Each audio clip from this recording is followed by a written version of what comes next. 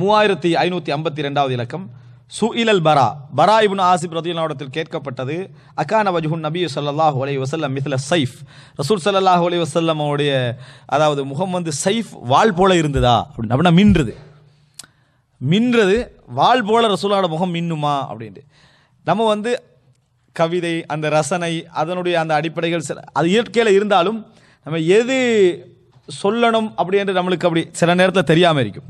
அப்படி தெரியாமல் இருக்கிற இடத்துல நம்ம என்ன செஞ்சுருவோம் தெரியுமா? அதாவது உடும்பு பிடி போல என்று சொல்கிறதுன்னு வைங்களேன். ஒரு ஆள் வந்து கொள்கையில் உறுதியாக இருந்தார் அப்படி என்று சொல்கிறது, அவர் உடும்பு பிடி போல உறுதியாக இருந்தார்னா பொருத்தம் இல்லது.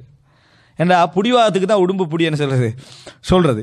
அப்போ உடும்பு பிடி போல் அவர் என்ன செய்தார், மார்க்கத்திலே உறுதியாக இருந்தார் அப்படி என்று சொல்கிறது அது உறுதியை தான் குறிக்கும். ஆனால் அது பிழை, அந்த ரசனையில் வர்ணனையில் அது பிள்ளை. ஏன்னா உடும்பு பிடின்றது புடிவாதம் பிடிச்சோன்னு சொல்கிறது. அர்த்தம் ஒரு உடும்பு பிடிக்கிறான்னு சொல்கிறது என்னது, இப்படி புடிவாதமாக என்ன செய்யக்கூடாது, இருக்கக்கூடாது என்றதுக்கு தான் உடும்பு பிடி சொல்கிறது. அதே மாதிரி 2-3 விஷயங்கள் இருக்குது சரியா. இந்த மாதிரியான அம்சங்களை பொறுத்த வரைக்கும் நம்ம எப்படி பயன்படுத்தணும் என்றது. இப்போ இவர் கேட்டது மின்றதை தான் கேட்டார், ஆனால் சைஃப் பொருத்தம் இல்லை, வால் என்னது பொருத்தம் இல்லை. அதனால் அவர் திருப்பி பதில் சொல்கிறார், அலா பல் மிஸ்லல் கமர், சந்திரனை போல இருந்து என்றார். வால் போல அல்ல, ரசூலோட முகம் மின்னிச்சு சந்திரனை போல என்ன செய்யுது, மின்னியது. இதுதான் வர்ணனை என்றது. இதுதான் வர்ணனை என்றது. நம்ம அதான் உருவகம், உவமேயம், உவமானம் இவைகள்லாம் சொல்கிற நம்ம அந்த நேரத்தில் எப்படி சொல்கிறோம் என்பது அந்த இடத்துல என்னது மிக முக்கியம், அதனுடைய வார்த்தை. அப்போ அவர் நல்ல நோக்கம் தான் கேட்டார். மிஸ்லு சைஃபான்னு கேட்டார். மிஸ்லு சைஃப் அல்ல மிஸ்லுல் கமர் அப்படின்னா ரெண்டும் அந்த மின்னுதலை தான் குறிக்குது. ஆனால் கமர் என்பது அதான் அழகு, அது அழகுக்கு தான் சொல்கிறது, அது அழகுக்கு தான். இவருடைய முகம் கேவலமாக சந்திரனை போல் மின்னுகிறதுன்னு யாரும் சொல்ல மாட்டான்.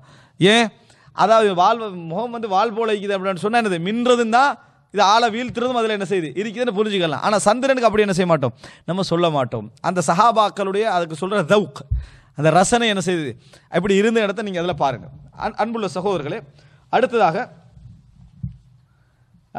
இது வந்து சிலர் வந்து இப்படி வழங்கப்படுத்திக்கிறாங்க என்னென்னா, அதாவது வாழும் மின்னும் வாளுடைய மின்னுதலை விட கூடுதலாக என்ன செஞ்சது இருந்தது, வாளுடைய மின்னுதலை விட கூடுதலாக இருந்தது. ஆனால் அல்லாஹுவால அதை விட இதுதான் பொருத்தம் என்பதை என்ன செய்யணும் நம்ம புரிந்து கொள்ள வேண்டும்.